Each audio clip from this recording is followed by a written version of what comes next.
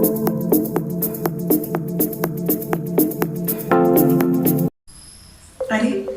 मेरे gate score तो 400 है, मैं तो कुछ कर नहीं सकती। अब क्या होगा मेरा? नेक्स्ट ईयर मुझे प्रिपरेशन करना पड़ेगा गेट का, और स्कोर अच्छे आएंगे तभी मुझे NIT IITs में जाना होगा। अरे मेरा स्कोर तो 350 है, तो अब मेरा क्या होगा? अरे नहीं भाई, तुमको OBC की हो आराम से मिलेगा। अरे नहीं मिलेगा भाई, इतना कट ऑफ नहीं जाता, 500 गेट स्कोर पे ही मिलेगा।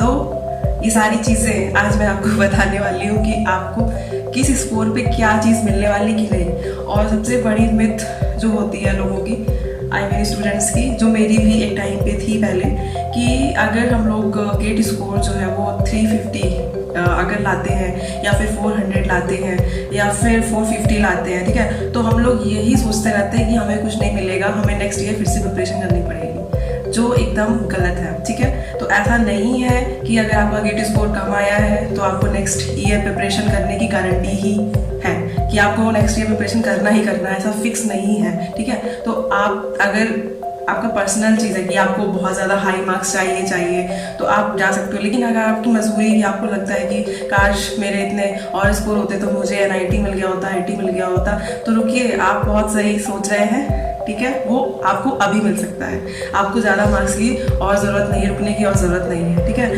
तो hello everyone, welcome back to my channel Gigs Girl, और मैं यहाँ पे नीलू हूँ। तो आज मैं सबसे इम्पोर्टेंट चीज़ जो यहाँ पे डिस्कस करने वाली हूँ वो ये है कि किस लो गेट स्कोर में जिसके भी लो गेट स्कोर हैं, जिस स्टूडेंट के भी हैं, तो वो परेशान ना हो। ऐसा नहीं है कि उनके लो गेट स्कोर आए हैं तो फिर वो कहीं एडमिशन नहीं ले सकते, कुछ हो नहीं सकता उनका, बिल्कुल भी ऐसा नहीं है।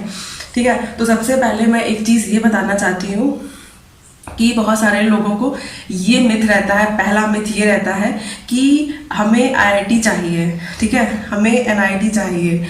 तो मैं आपको ये बता दूं कि IIT हो या फिर कोई NIT हो, जो भी हम प्लेसमेंट के लिए कंपनियां जाती हैं वो सब में सेम जाती हैं। ठीक है, कंपनी जो भी प्लेसमेंट विजिट के लिए जाती हैं वो सेम कंपनी हर NIT IIT में जाती है। तो आपके ऊपर डिपेंड है प्लेसमेंट लेना, कि आप कैसा प्लेसमेंट ले रहे हो, किस मेहनत पे ले रहे हो। ठीक है, तो बिल्कुल भी ये मत सोचिएगा कि मैं नेक्स्ट ईयर अच्छे से प्रिपेयर करके फिर IIT में जाऊंगा। बिल्कुल आप जा सकते हो IIT, बिल्कुल ज़्यादा स्कोर चाहिए आप जा सकते हो, लेकिन आप जा तो सकते हो, वहाँ पे चीज़ें भी कर सकते हो, लेकिन वहाँ पे गारंटी नहीं है कि प्लेसमेंट आपको अच्छा मिलेगा कि नहीं मिलेगा। वो गारंटी सिर्फ आप में है, आप पे डिपेंड करता है कि आप प्लेसमेंट ले पाते हो कि नहीं। ठीक है, अपॉर्चुनिटी वहाँ पे बहुत आएंगी। ठीक है, अपॉर्चुनिटी हर जगह सेम आएगी, IIT हो चाहे NIT हो, लेकिन आप पे डिपेंड करता है कि आप प्लेसमेंट किस तरीके का कैसे लेते हो। ठीक है, तो ये तो पहला मिथ था। दूसरा मिथ ये है लोगों के अंदर, स्टूडेंट्स के अंदर, कि कम गेट स्कोर होगा तो हमारा कुछ नहीं होगा। जैसे फेसबुक मैंने एक ग्रुप देखा, वहाँ पे काफ़ी क्वेरीज थी कि लिखा हुआ था कि मेरे 446 गेट स्कोर है, कैसे होगा कि नहीं होगा, मुझे कॉलेज मिलेगा कि नहीं, एनी चांसेस, वो लिख रखा उन्होंने एनी चांसेस करके। तो मैं यहाँ पे बताने वाली हूँ, कोई मैं यहाँ पे विजुअलाइजेशन या फिर कुछ मैंने इमेजिन करके कुछ नहीं बता रही हूँ, ये मैं रियल बता रही हूँ। ठीक है, तो अगर आप CCMT जो होता है कि सेंट्रलाइज काउंसलिंग फॉर MTech जो होता है, तो उसमें अगर पार्टिसिपेट करोगे, या जिसने भी प्रीवियस ईयर किया होगा, तो उनको लास्ट राउंड तक जो भी गए होंगे उनको पता चला होगा कि अरे मैं तो गलत सोच रहा था, इतने कम स्कोर पे भी लोग हो जा रहे हैं, उनको एडमिशन मिल जा रहा है। ठीक है, तो जो भी मैंने अभी तक एक काफ़ी चीज़ें इन्फॉर्मेशन मैंने कलेक्ट करके रखी हुई है बताने के लिए आपको कंसाइज वे में, क्योंकि आप वहाँ CCMT के वेबसाइट पे भी जाके देख सकते हो इसको। ठीक है, तो जैसे कि मैं आपको एक चीज़ ये बता दूं कि CCMT काउंसलिंग में राउंड्स होते हैं।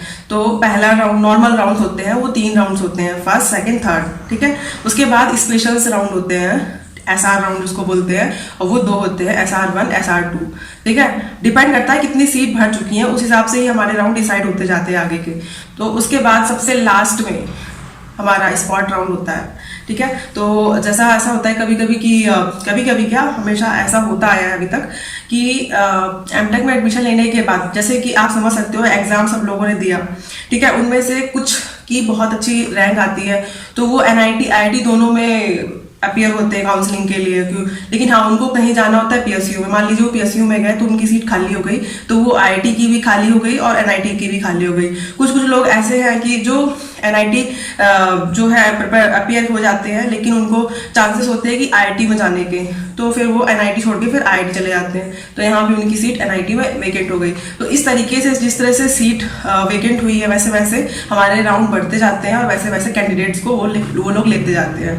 तो यहाँ पे बिल्कुल भी डिपेंड नहीं है कि गेट स्कोर आपका कितना क्या होना चाहिए, हर साल वेरी करता है। बस वो दिखाते एक हमें उसके प्रीवियस ईयर गेट स्कोर के जो रेंज है काउंसलिंग के, ठीक है, कि इस गेट स्कोर को क्या कहाँ कौन सी ब्रांच मिली थी, तो उसको देख करके हम एक मोटा मोटा आइडिया लगा सकते हैं कि हाँ ऐसा भी पॉसिबल है। लेकिन जो लोग ये सोचते हैं ना कि ये इस स्कोर पे तो हमको मिलेगा ही नहीं, किसी कीमत पे नहीं मिलेगा, तो ये बात गलत है, ठीक है। तो आप वहां पे जाके चेक करोगे तो आपको लगेगा कि अरे मैं कितना गलत सोच रही थी या सोच रहा था। तो चलिए अब बिना टाइम वेस्ट किए हुए मैं आपको यहाँ पे सारी चीज़ें शॉर्ट वे में एक्सप्लेन करने वाली हूँ, ठीक है। कि प्रीवियस ईयर मैं डेटा जो मैं आपके साथ शेयर करने वाली हूँ वो 2020 का है, 2020 में जो भी काउंसलिंग हुई है उसका है। तो मैं यहाँ पे राउंड 1, राउंड 2 और राउंड 3 का जो मेरा गेट स्कोर मिनिमम मैक्सिमम जो रेंज है वो मैं नहीं बताने वाली हूँ, ठीक है। मैं बताऊंगी स्पेशल राउंड के लिए, ठीक है, स्पेशल राउंड 1, क्योंकि नॉर्मल राउंड में बहुत हाई स्कोर जाता है और उसी वजह से ही वेकेंट सीट होती है, जो लोग आईआईटी शिफ्ट हो जाते हैं वे पीएसयू शिफ्ट हो जाते हैं, ठीक है। तो यहाँ पे मैं स्पेशल राउंड की बात करूंगी और एनएसआर राउंड की बात करूंगी। तो अभी फिलहाल मैं MNIT जयपुर को लेके चल रही हूँ कॉलेज को, ठीक है, क्योंकि मैं खुद MNIT से हूँ तो मैं वहाँ का लेके चलती हूँ। बाद में अगर आपकी जो क्वेरी होगी जिसपे आप बोलोगे कि हाँ मुझे इस कॉलेज का चाहिए, तो मैं उसका भी वीडियो आपको शेयर करूँगी या फिर आगे बनाऊंगी, ठीक है। तो अभी फिलहाल मैं MNIT जयपुर का बताने वाली हूँ।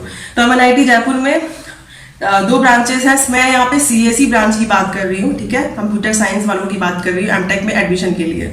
तो MNIT में CSE डिपार्टमेंट है और CSE डिपार्टमेंट में 2 ब्रांचेस हैं। पहला है computer science and information security, दूसरा है कंप्यूटर साइंस इंजीनियरिंग। तो कुछ लोग अब ये भी सोचते हैं कि मैं कंप्यूटर साइंस इंजीनियरिंग में जाऊं, कंप्यूटर साइंस इंफॉर्मेशन टेक्नोलॉजी जो है वो सही है, इंफॉर्मेशन सिक्योरिटी जो है उसमें नहीं जाऊं, प्लेसमेंट में बहुत फर्क आएगा। तो ये चीज मैं तोड़ देती हूँ कि ऐसा कुछ भी नहीं है। Computer science and information security और कंप्यूटर साइंस इंजीनियरिंग दोनों ब्रांच प्लेसमेंट के लिए एक साथ बैठती है। ऐसी कोई भी कंपनी नहीं है जो सिर्फ एक ही ब्रांच के लिए आए, दोनों बच्चे सेम प्लेसमेंट में जाके बैठते हैं, सेम प्लेसमेंट होता है, ठीक है। तो ये चीजें हैं, तो ऐसा बिल्कुल भी नहीं। लेकिन हाँ ये होता है कि कंप्यूटर साइंस इंजीनियरिंग का गेट स्कोर थोड़ा हाई लेते हैं वो लोग CCMT में। अब वो मुझे नहीं पता कि क्यों लेते हैं, लेकिन दोनों का प्लेसमेंट सेम है, ठीक है।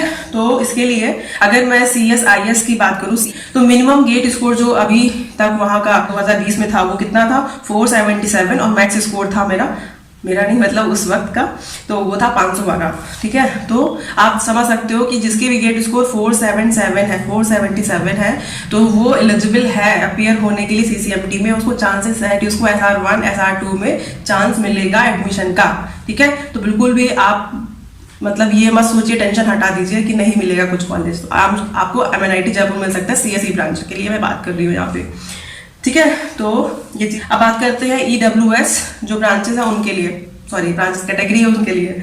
तो EWS कैटेगरी वालों के लिए जो CSIS का स्कोर है वो स्क्रीन पे आप देखिए 446 है और 449 मैक्सिमम है। और जो CSE है उनके लिए, CSE डिपार्टमेंट के लिए 458 है और मैक्सिमम 508 है। तो आप देख सकते हो ये भी 500 से नीचे वालों के लिए ही है, ठीक है। तो ये EWS के बारे में मैं बता रही हूँ। EWS का जनरल से थोड़ा सा स्कोर कम पे उनको लिया जा रहा है। अब इसके बाद OBC का बताती हूँ। OBC में CSIS के लिए 429 है मिनिमम स्कोर, मैक्सिमम स्कोर 446 है। और CSE के लिए OBC में 438 है एंड मैक्सिमम स्कोर है 504।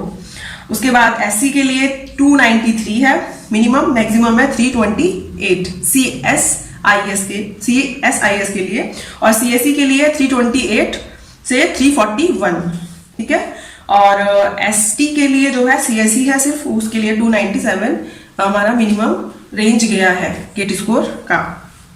ये तो था SR1 की बात, मतलब स्पेशल राउंड 1 की बात। स्पेशल राउंड 2 की बात जो है वो भी मैं आपको बता देती हूँ। जनरल के लिए मिनिमम स्कोर 442 था CSIS के लिए और 445 मैक्सिमम था। CSE के लिए 543 दोनों मतलब इसी रेंज का था। उसके बाद EWS के लिए 381 CSIS के लिए। सोचिए EWS कैटेगरी वाले जिसका भी स्कोर 381 आया है उसको CSIS मिल गया है MNIT जयपुर में पिछले साल और 389 मैक्सिमम है। उसके बाद CSE के लिए EWS में 446 मिनिमम है और मैक्सिमम है 446, वही एक ही स्कोर है। और CSIS में OBC नॉन क्रीमी लेयर के लिए है 394 मिनिमम है, मैक्सिमम है 411। और CSE OBC NCL के लिए है 415, 415 मिनिमम गेट स्कोर और 420 मैक्सिमम गेट स्कोर। समझ रहे हैं आप? मतलब 500 से नीचे की ही बात हो रही है, वो भी 450 नहीं, 450 भी नीचे की बात हो रही है। और SC के लिए है CSIS में 262 मिनिमम और 289 मैक्सिमम है। और CSE SC के लिए CSE डिपार्टमेंट के लिए बोल रही हूँ, ब्रांच के लिए बोल रही हूँ, 328 मिनिमम है और 328 मैक्सिमम, मतलब 328 वाले को। अब ये तो था, मैंने डेटा बताया SR2 के बारे में। अब बताने वाली हूँ NSR राउंड, ठीक है। NSR स्पॉट राउंड होता है, नेशनल स्पॉट राउंड उसको बोलते हैं। तो इसके लिए क्या होता है कि अलग से, जैसे कि आपने पहले आप रजिस्ट्रेशन करते हो CCMT में, तो उसमें नॉर्मल राउंड में जाते हो और फिर आप सीधे आपको फॉरवर्ड कर दिया था स्पेशल राउंड 1, स्पेशल राउंड 2, अगर आपको कॉलेज नहीं मिला है तब। लेकिन अगर नेशनल जो ये NSR राउंड है, इसके लिए आपको फिर नॉर्मल राउंड के बाद अलग से फिर से आपको रजिस्ट्रेशन करना पड़ता है। और अगर जो रजिस्ट्रेशन पहले वाले एप्लीकेशन फॉर्म में नहीं करते हैं नॉर्मल राउंड वगैरह में, तो वो सीधे डायरेक्टली NSR राउंड में अपीयर हो सकते हैं, ठीक है। तो ये NSR राउंड थोड़ा स्पेशल होता है। तो ये चीजें हैं, आपको दोबारा अगर आपने पहले वाले राउंड में अपने आप को रजिस्टर कर दिया है, तो फिर भी आपको NSR के लिए, अगर आप कॉलेज नहीं मिला है तो फिर भी आपको NSR के लिए एडमिशन के लिए रजिस्टर करना पड़ेगा। अगर आप कॉलेज मिल गया है तो वेल एंड गुड, फिर तो आप क्यों ही करोगे, ठीक है। तो ये चीजें, चलिए जान लेते हैं इसके स्कोर के बारे में।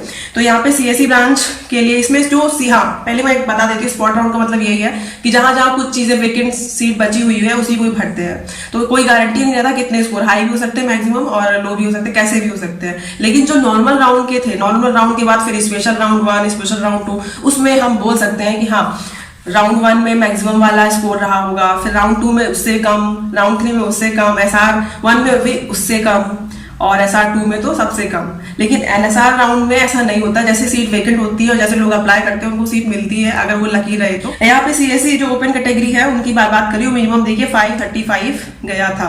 तो अगर जिसने नॉर्मल राउंड में एनरोल नहीं किया, ठीक है, बाद में वो NSR में आता है, मान लीजिए SR राउंड 1 में जो स्पेशल राउंड था उसमें आप देख सकते थे कि जनरल कैटेगरी में CSIS में उसको मिला था 442 स्कोर वाले को NIT जयपुर मिल गया था।